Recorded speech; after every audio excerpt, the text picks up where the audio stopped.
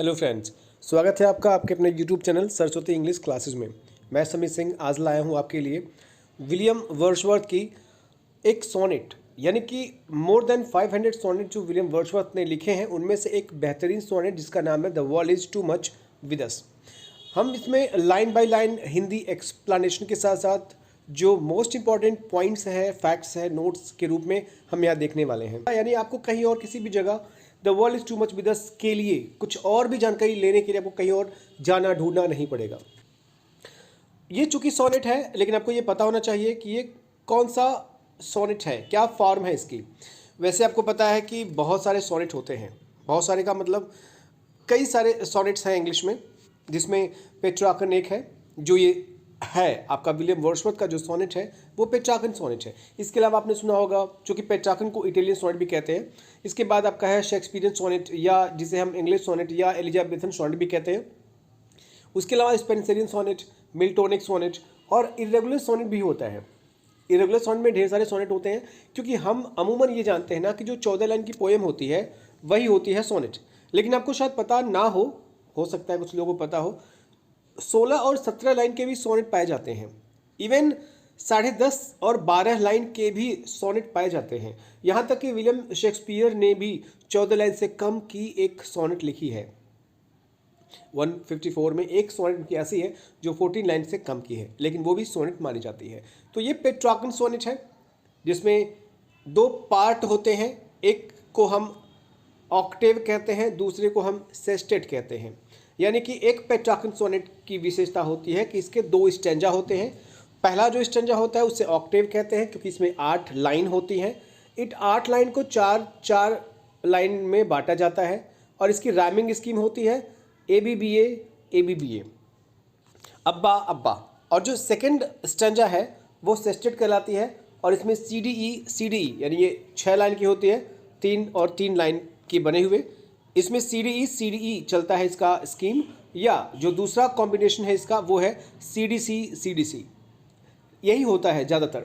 लेकिन William Wordsworth का जो ये सोनेट है इसकी जो कॉम्बिनेशन है सेस्टेट वाली, ऑक्टेव वाली तो सेम है, बट सेस्टेट वाली जो है वो डिफर है, वो है CDC और DCD।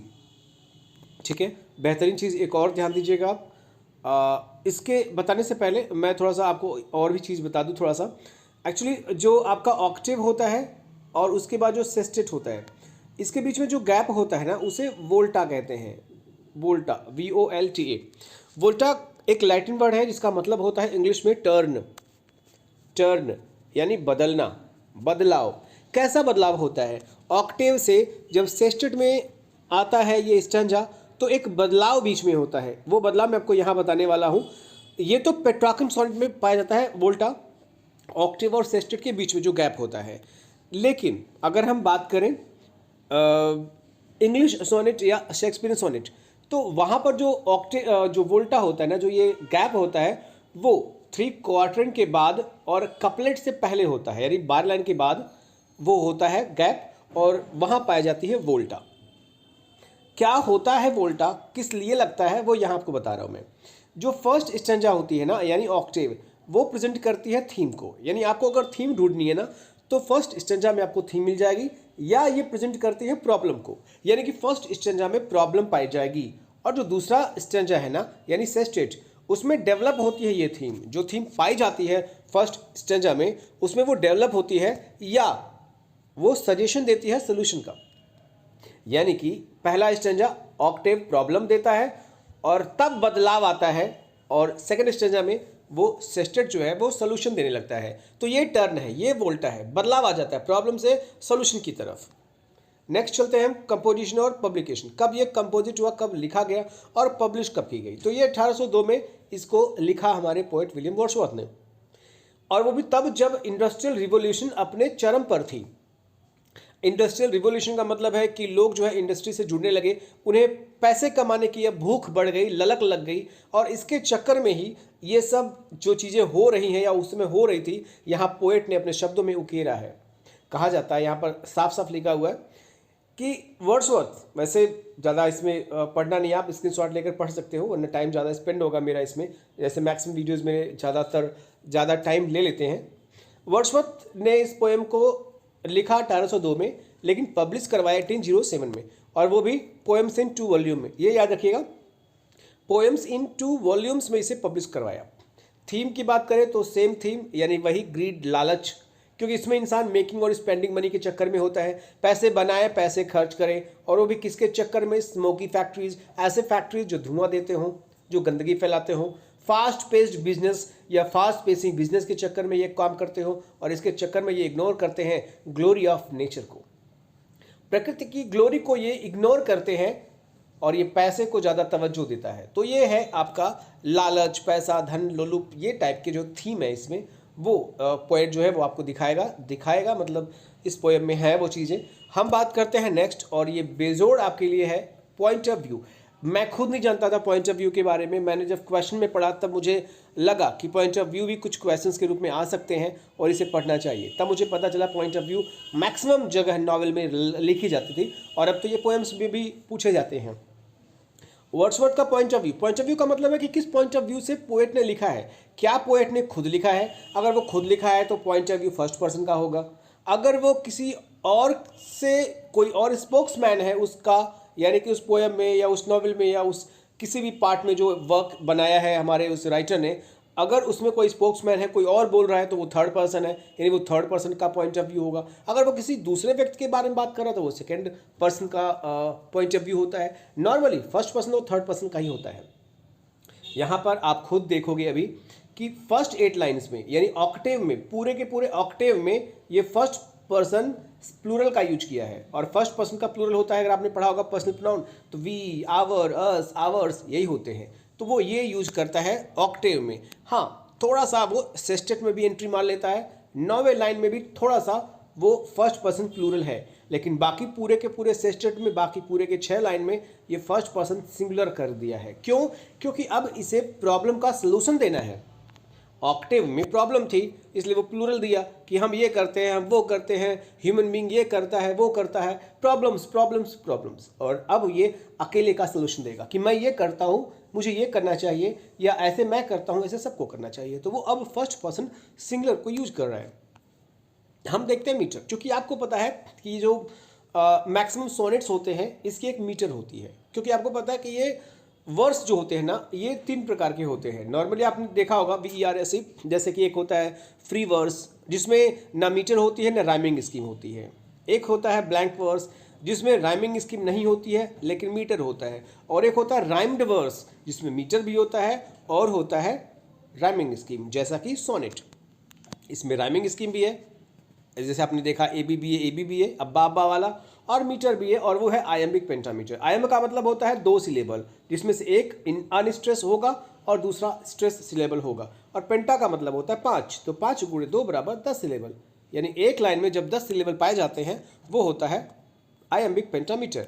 हम चलते हैं पोएम को कंफर्म करते हैं लाइन बाय लाइन। ध्यान से देखिएगा, ध्यान से सुनिएगा, इसे आप थोड़ा सा भी स्किप मत करिएगा, आपको अच्छा लगेगा जान करके कि आपको हर एक शब्द अच्छे से समझ में आने वाले हैं। The world is too much with us, late and soon. ध्यान दीजिएगा, यहाँ पर आपको बस मैं एक काम कहूँगा करने के लिए, और वो ये, द वर्ल्ड को हटा के आप कर दीजिए WORLDLY, वर्ल्डली थिंग्स। आप वर्ल्डली थिंग्स कर दीजिए, वर्ल्डली अफेयर्स कर दीजिए, वर्ल्डली कंसर्न्स कर दीजिए, वर्ल्डली मटेरियल्स कर दीजिए, यानी सांसारिक चीज़ें, सांसारिक वस्तुएं। ठीक है, इज को आर कर दीजिए, क्योंकि अब थिंग्स आ गया ना, ग्रामेटिकली हमें आर करना होगा। और आप कर दीजिए विद को फॉर, बड़ा विद को कर दीजिए फॉर। अब आप पढ़िए, अब हो गया worldly things are too much for us. Worldly things are too much for us. कवि कहता है कि सांसारिक चीज़ें हमारे लिए बहुत ज़्यादा हो गई हैं, ये बहुत ज़्यादा मायने रखने लगी हैं हमारे लिए। अब ये सांसारिक चीज़ों में आता क्या क्या है? सांसारिक चीज़ों में, वर्ल्डली थिंग्स में 3 चीज़ें आती हैं। पहली आती है आपकी मनी। आपको पता है सारी चीज़ों का जड़ ये होता है, इसके कारण पता नहीं क्या क्या होता है। बहुत सारे पेपर में आपने पढ़ा होगा कि 10 रुपये के लिए छोटे भाई ने बड़े भाई के पेट में चाकू घोंपा। तो ऐसे बड़े एडवर्टाइजमेंट आते हैं पैसों के चक्कर में, और इंसान इसी के चक्कर में है। फिर भी मनी के बाद जो दूसरी आती है वो होती है पोजेसन, POSSESSION। पोजेशन मतलब अधिकार, हक आप दिखाते हो हर चीज़ पर, चाहे वो घर हो चाहे कुछ भी हो। और एक होती है पावर। आपको पावर भी चाहिए होता है, क्योंकि कुर्सी के कारण पावर के कारण तो पता नहीं कितने युद्ध हुए हैं, है ना। तो इस तरीके से कवि कहता है कि ये सांसारिक चीज़ें जो है ना, पैसे, धन, संपत्ति, हक और ये आपको जो मैंने बताया पावर, इसके ये जो है ना हमारे लिए अब ये बहुत ज़्यादा महत्व के हो गए हैं। हम इसी के पीछे भागते हैं लेट एंड सून, न केवल प्रेजेंट में बल्कि लेट एंड सून। लेट का मतलब होता है इन द पास्ट और सून का मतलब होता है इन द फ्यूचर। यानी कहने का मतलब है कि ये मेटलिज्म जो है ना, materialism has been a problem in the past and will continue to be a problem in the future if you don't work in harmony with nature. तो ये कहना है कवि का कि फ्यूचर में भी, न केवल प्रेजेंट में ये लोग परेशान हैं इसके पीछे, बल्कि पास्ट में भी थे। जैसा कि आपने सुना होगा अलाउद्दीन खिलजी ने अपने चाचा जलालुद्दीन खिलजी का खून किया, किसके लिए? तख्त के लिए, पावर के लिए। और ये फ्यूचर में भी समस्या होगी, पास्ट में भी फ्यूचर में भी। गेटिंग एंड स्पेंडिंग, पाने और खर्च करने में ही वी ले वेस्ट आवर पावर्स। हम अपने पावर्स को वेस्ट कर दे रहे हैं। पावर्स भी 3 होती हैं। पहला पावर होता है वो होता है आपका माइंड। भाई किसी भी चीज़ को पाने के लिए आप दिमाग लगाओगे, यहाँ तक कि चोरी करने के लिए भी आप दिमाग लगाओगे, लूटपाट करने के लिए भी दिमाग लगाओगे। दूसरा होती है एनर्जी। भाई कुछ भी करना है तो एनर्जी आपको तो लगानी ही पड़ेगी, ENERGY।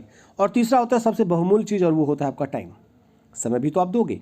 तो हम पाने और खर्च करने में, पैसे कमाने में, getting money and spending money में हम अपने माइंड, एनर्जी, टाइम, यानी हम अपने सारे के सारी पावर्स को लगा दे रहे हैं।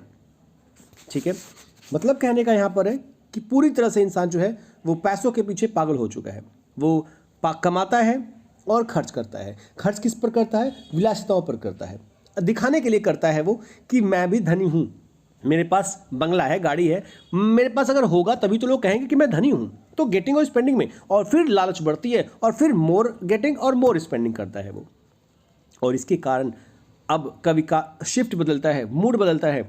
अब वो वर्ल्डली थिंग्स यानी सांसारिक चीज़ों की तुलना नेचर से करता है और कहता है लिटल वी सी नेचर। अब हम तो नेचर में कम देखने लगे हैं, हम नेचर में खुशियाँ कम ढूंढने लगे हैं, हम नेचर के प्रति उदासीन हो चुके हैं, तटस्थ हो चुके हैं, न्यूट्रल हो चुके हैं। दैट इज आवर्स, जो कि हमारा है। नेचर हमारा है, ये अनवरत चलेगा, शाश्वत चलेगा, लेकिन हम तो उस चीज़ के पीछे पड़े हुए हैं जो तत्क्षणिक है, जो क्षणिक है, क्षणभंगुर है। आज मेरे पास, कल किसी और के पास है। We have given our hearts away. इस यहाँ पर आप ध्यान दीजिएगा, यहाँ पर 2 अर्थ हैं। पहला तो है, कवि कहता है कि लैमेंट करता है, विलाप करता है, कहता नहीं है, विलाप करता है और कहता है कि हमने तो अपनी आत्मा तक दे दी है, हम नीलाम कर दिए हैं अपने ज़मीर को भी। लेकिन दूसरा अर्थ है यहाँ पर, अगर आप थोड़ा सा ध्यान दें, हर्ट्स जो है वो मेटाफर है। मेटाफर आपको पता होगा, रूपक अलंकार होता है, ये कंपैरिजन हो रही है। हर्ट्स जो है वो कंपेयर की जा रही है हर्ट्स की अटेंशन से। अटेंशन, हर्ट का मतलब यहाँ अटेंशन है। जैसे आपसे कहा जाता है कि ध्यान से सुनो, ध्यान से देखो। क्या वास्तव में ध्यान से कोई सुनता है? अगर आपके पास कान ना हो तो क्या आप सुन लोगे? लेकिन तब भी टीचर नहीं कहता है कान से सुनो या आंख से देखो, वो कहता है ध्यान से सुनो, ध्यान से देखो। तो वहाँ पर ध्यान को हमने ईयर अगर कह दिया तो वो मेटाफर यूज कर दिया हमने। ठीक है, तो यहाँ पर है we have given our attention away. हमने अपना अटेंशन ही छोड़ दिया है, हम अब अटेंशन देना ही बंद कर दिए हैं। किस पर? नेचर पर, प्रकृति पर हम ध्यान नहीं देते। अब हमारा ध्यान सिर्फ एक जगह है और वो है वर्ल्डली थिंग्स, सांसारिक वस्तुओं के पीछे हम पागल होते जा रहे हैं। अंत में है सॉर्डिड बून, यानी कि सॉर्डिड का मतलब वैसे होता है घटिया, बेकार, और बून का मतलब होता है वरदान। अब आप सोचो, क्या वरदान घटिया होगा? शायद नहीं, क्योंकि आप वरदान जो होता है वो अच्छा होता है, क्योंकि अभिशाप तो है नहीं, ये अच्छा होगा हमेशा के लिए। इसलिए यहाँ पर बताया जा रहा है कि सॉर्डिड बून, और ये आपका है ऑक्सीमोरोन। ऑक्सीमोरोन यानी कि जब 2 शब्द एक दूसरे के विरोध में हो, जैसे कहते हैं कि it is an open secret. किसने कहा कि भैया ये मेरा राज ना ओपन है? जब आपका राज ओपन होगा तो वो राज कैसे होगा, और अगर वो राज है तो ओपन कैसे हो गया? तो ये ऑक्सीमोरोन होता है। बहुत सारे आपने हिंदी गानों में भी ऑक्सीमोरोन का प्रचुरता देखी होगी। मुझे एक गाना याद आ रहा थोड़ा सा, मैं आपको बताना चाहता हूँ। वैसे मुझे आपको पता है कि मेरी राग बहुत बुरी है, बेसुरी है, राइटिंग तो और भी माशाल्लाह शानदार है, लेकिन मैं फिर भी बताना चाहूँगा, आपको अच्छा लगेगा जान करके कि गाने भी आपको बहुत सारे फिगर ऑफ स्पीच देते हैं। एक गाना था सोनू निगम, अलका याग्निक का, शायद कभी खुशी कभी गम का गाना, कुछ इस तरीके से था। सूरज हुआ मध्यम, चांद जलने लगा, आसमां ये हाय क्यों पिघलने लगा, मैं ठहरा रहा जमी चलने लगी, धड़का ये दिल सांस थमने लगी, सजना क्या ये मेरा पहला पहला प्यार है। अब आप सुनो गाने की पोस्टमार्टम। बंदा कह रहा है मैं ठहरा रहा जमीन चलने लगा, या बंदी कह रही है मैं ठहरा रहा जमीन चलने लगी। अब जब तू ठहरा रहेगा तो जमीन कैसे जाएगी? तू मतलब खड़ा हो जाएगा और वो अपने धुरी पर नाचेगी और तुझे गोरखपुर से दिल्ली पहुंचा देगी। नॉर्मल सी बात है। और अगला लाइन है धड़का ये दिल सांस थमने लगा। धड़कता जब दिल है बेटा ना तो सांस चलती है, थमती नहीं है। और अंत वाला है सजना क्या ये मेरा पहला पहला प्यार है। मैं तो ये कहना चाहता हूँ भूतनी के प्यार नहीं, वो बीमारी है और उसे कहते हैं इंग्लिश में हेलुसिनेशन, भ्रम है, भ्रम, प्यार नहीं है वो। तो ऐसे होते हैं हमारे गाने भी, है ना, जो विरोध करते हैं शब्दों का। इंग्लिश में तो ये एग्जैक्ट पास पास में होते हैं, लेकिन हिंदी में ये दूर दूर भी हो सकते हैं। कुछ और भी फिगर ऑफ स्पीच मुझे बतानी है।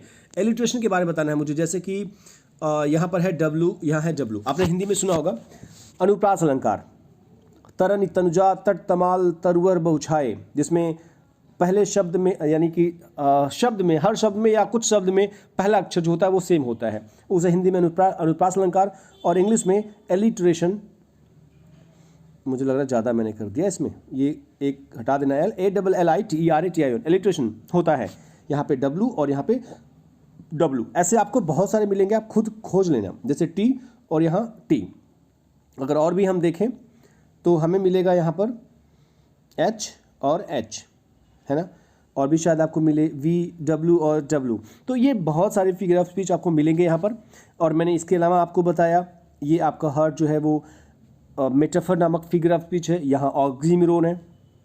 नेक्स्ट चलते हैं सेकंड पार्ट में ऑक्टेव के। दिस सी, यहाँ पर कवि ऐसा लगता है ना, आप जब इसको पढ़ोगे तो आपको लगेगा कि इसमें कवि जो है वो वहीं खड़ा हुआ है, वहाँ खड़ा होकर के खुद जो है वो देख रहा है और ये कह रहा है। क्योंकि आपको पता है कि दिस का प्रयोग जो डेमोन्स्ट्रेटिव एडजेक्टिव होता है, इसका प्रयोग आप तब करते हो जब आप वहाँ हो और आपने कहा दिस इज एन एप्पल, यानी आप पास में हो तभी तो कह रहे हो आप। तो यहाँ पर कभी ऐसा माना जाता है कि standing by himself looking out at the ocean और सी, तो वहाँ पर कवि जो है पास में है सी के और कहता है कि यह सी एस कैपिटल किया गया है, यानी इसका भी कुछ राज है। ये जो सी है ना, that bares her bosom to the moon. देखिए यहाँ पर सी को पर्सोनिफाइड किया गया हर के लिए, यानी कि समुद्र को एक औरत से यहाँ पर मानवीकृत कर दिया गया है। तो यह पर्सोनिफिकेशन नामक अलंकार है। आपको पता होगा पर्सोनिफिकेशन, देखिए जैसे औरत होती है ना, वो शर्ट ऑफ कर देती है, वो बेयर्स करती है, दूध पिलाती है बॉसम अपने छाती से अपने बच्चे को, जैसे एक माँ अपने बच्चे को छाती से दूध पिलाती है, वैसे ही समुद्र जो है, समुद्र की तुलना एक माँ से की गई है और वो भी पर्सोनिफाइड करके। तो कहा जाता है कि समुद्र भी अपने सीने को जो है वो फाड़ करके मून को उसमें समाहित करता है, मून को स्थान देता है। यहाँ मून और सी के बीच में, जैसे आपको पता होगा वो टाइड आती है, ज्वार भाटा जब आती है, वो कंडीशन भी आपको पता होगा, इंटीमेसी दिखाती है यहाँ पर सी का मून से। यानी कवि कहता है यार ये इंसान होता कैसा है, इतनी खूबसूरत चीज़ें। आप खुद सोचो ना, ऊपर चांद हो ठीक ठाक वाला, नीचे समुद्र हो जो अनवरत बहता रहा हो, साफ सुथरा समुद्र, पानी जल इसका जो है, और उस कंडीशन में रात में आप देखोगे ना चांद कितनी खूबसूरत लगती है जब आप नीचे झील में, समुद्र में, सागर में देखते हो तो। लेकिन ये खूबसूरती इंसान के लिए निरर्थक है, क्योंकि उसे एक चीज़ चाहिए और वो है मटेरियलिस्टिक थिंग्स। वो मेटलिज्म इतना पागल हो चुका है ना कि नेचर उसके लिए जीरो है, सिफर है। और सेकंड, यानी कवि कहता है यहाँ पर तीन चीज़ों का, नेचर की जो तीन चीज़ें हैं ना, उसको इंसान कितना इग्नोर करता है। पहला सी को इग्नोर कर दिया, दूसरा विंड्स को इग्नोर करेगा और थर्ड फ्लावर्स को इग्नोर करने वाला है। द विंड्स, वो हवाएं जो विल बी हॉलिंग, जो हाउल करेंगी, जो चिल्लाएंगी, रोएंगी, विलाप करेंगी, लैमेंट करेंगी एट ऑल आवर्स, 24 घंटे वो चिल्लाएंगी। लेकिन अभी एंड आर हैं अप गैदर्ड, इकट्ठा, गैदर्ड हैं एक साथ, लाइक स्लीपिंग फ्लावर्स, जैसे कि सोता हुआ फूल। ये चिल्लाएगा, रोएगा, विलाप करेगा, लेकिन अभी ये सो रहा है। जैसे कि फूल जब शाम होती है सिकुड़ते हैं फूल, श्रिंक करता है फूल, और जब सुबह होती है तो फिर से ये खिल जाता है। वैसे ही ये हवाएं जो है इस समय सिकुड़ी हुई हैं, हवाएं चिल्ला नहीं रही हैं, तूफान के रूप में नहीं है, हल्की हल्की हवाएं चल रही हैं, इकट्ठी हैं, रुकी हुई हैं, थमी हुई हैं। और ये बाद में चिल्लाएगा जब उठेगा, सुबह होगी तब। क्यों चिल्लाएगा? क्योंकि इंसान को जान चुका है ये कि इंसान कितना न्यूट्रल हो चुका है नेचर के प्रति। उसे नेचर से कोई मतलब नहीं है, नेचर खुद रो रही है, खुद रो रहा है ये, और चिल्ला रहा है, कह रहा है कि इंसान कम से कम उसे मुझे देखना तो चाहिए, नेचर के प्रति वो उदासीन तो ना हो। नेक्स्ट वाला जो है फॉर दिस, इसके लिए, यानी कि हवाओं के लिए, फूलों के लिए, या समथिंग फॉर एवरीथिंग, हर चीज़ के लिए we are out of tune, हम आउट ऑफ ट्यून हो चुके हैं। हमारा कोई ट्यूनिंग ही नहीं है नेचर से, हम नेचर को आउट ऑफ ट्यून कर दिए हैं। हमारा जो ट्यूनिंग है ना वो सिर्फ एक चीज़ से है, और वो है मटेरियलिस्टिक थिंग्स, पैसे, धन, दौलत, इन सब चीज़ों से। फिगर ऑफ स्पीच कंफर्म करते हैं मैं आपको। यहाँ देखिएगा फिगर ऑफ स्पीच बेयर बी आपको मिलेगा यहाँ पर एलिट्रेशन नामक figure of speech, WWTT figure of speech, AA figure of speech, for repetition नामक आपको पता होगा, ढेर सारे आपको मिलने वाले हैं यहाँ पर। और स्लीपिंग फ्लावर्स जो है आपको पर्सोनिफिकेशन है, क्योंकि सोता फूल नहीं है, इंसान सोता है, ये पर्सोनिफिकेशन है। हवाएं हॉलिंग कर रही है, हवाएं चिल्ला रही हैं, चिल्लाता तो इंसान है, सजीव है, ये भी पर्सोनिफिकेशन है। समुद्र को हर बताया गया है, औरत दिखाई गई है, ये भी आपका पर्सोनिफिकेशन है। और लाइक यानी कि सिमिली नामक फिगर ऑफ स्पीच का यूज किया गया है। नेक्स्ट चलते हैं सेस्टेट के फर्स्ट पार्ट में। अब सोल्यूशन मिलेगा। अब यहाँ देखिएगा एक अस को छोड़ करके या वी को छोड़ करके बाकी आपको कहीं अब प्लूरल नहीं मिलेगा फर्स्ट पर्सन का, अब आपको सिर्फ फर्स्ट पर्सन मिलेगा, singular. It moves us not, it मतलब होता है प्रकृति की एक छटा हमें अब मूव नहीं करती, हमें अब प्रभावित नहीं करती। अब हम नेचर से इतने कट चुके हैं ना कि अब हम इसको देख करके खुश नहीं होते, हम इसे द्रवित नहीं होते कि हम कितना पेड़ पौधों को काट रहे हैं। आप खुद सोचो प्रकृति की हम क्या करते हैं पोस्टमार्टम। आपको अंदाजा होगा कि आजकल जो है ना दो चीज़ें बस जेहन में है लोगों के, बड़े बिजनेसमैन के, सरकार की, और वो है नदी पाटो, जंगल काटो। क्योंकि उनको बनानी है डैम, उनको बनाना है कोई प्रोजेक्ट, कोई फैक्ट्री, कोई ऑर्गेनाइजेशन, कोई रेलवे ट्रैक, कुछ और बनानी है, और उसके लिए उनके पास चाहिए ज़मीन, वो है नहीं, और उसके लिए उनको पाटना पड़ेगा नदियाँ और काटना पड़ेगा जंगल। ये काम हो रहा है और इससे कोई फर्क नहीं पड़ता उसमें जीव है, जंतु है, नेचर की क्या हो रही है, क्या क्या हो रहा है, उससे कोई फर्क नहीं पड़ता। उससे उनको फर्क पड़ता है सिर्फ अपने डेवलपमेंट से, और वो डेवलपमेंट है पैसे, धन, पावर, शक्ति से। यहाँ कवि इतना प्रभावित हो चुका है, इससे कहता है ग्रेट गॉड, हे भगवान ऊपर वाले, ला I would rather be a pagan, काश मैं एक पैगन होता।